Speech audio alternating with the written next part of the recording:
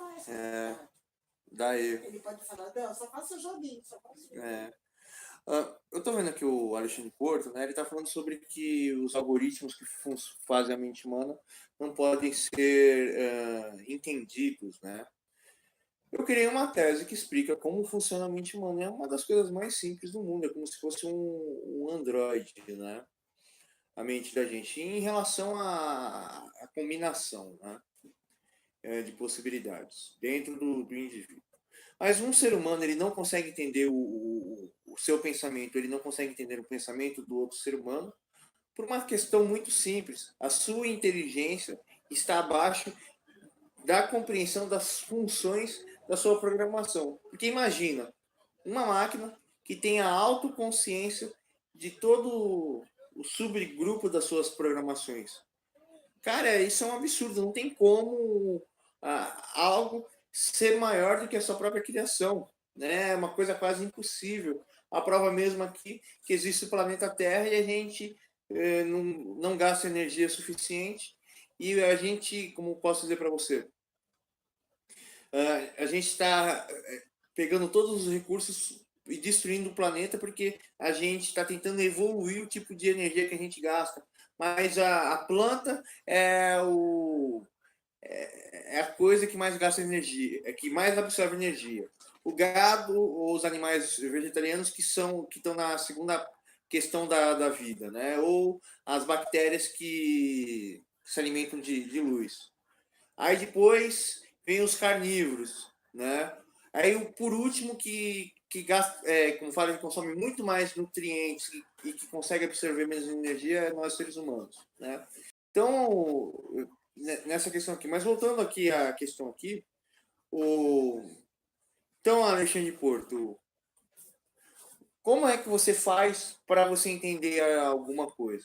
Você não vai exercitar, você não vai praticar, aí você não vai construir uma forma de você ter o total controle sobre aquilo. O ser humano é só isso. O ser humano ele observa alguma coisa, ele tenta lidar com aquela coisa, ele tenta replicar com aquela coisa até chegar naquele resultado.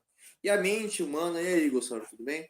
A mente humana, ou o pensamento humano, ou o ser humano, é um indivíduo que simplesmente tenta como fala, entender e lidar, e ele tem o seu subconsciente, que é simplesmente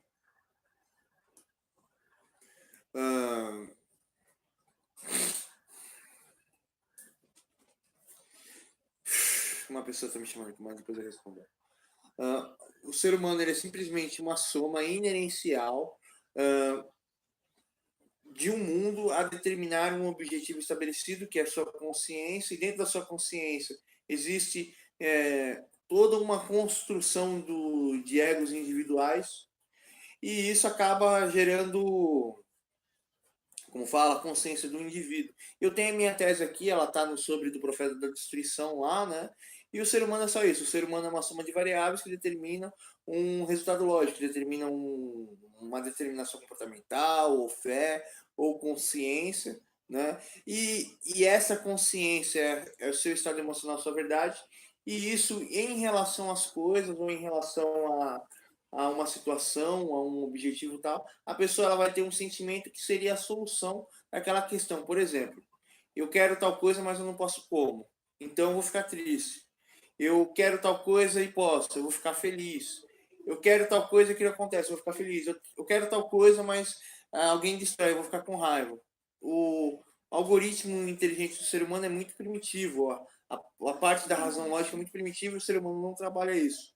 Mas a questão do ser humano lidar com essa realidade aqui é muito complexo. Né? E isso está diretamente relacionado à sua consciência. Mas isso é somente um fator. Né, que está na parte mais primitiva do cérebro, são muitas questões. E essa questão gera o subconsciente, o inconsciente. E aí o Alexandre Porto ele diz que o ser humano não é racional, que é a grande questão aqui para explicar esse vídeo aqui.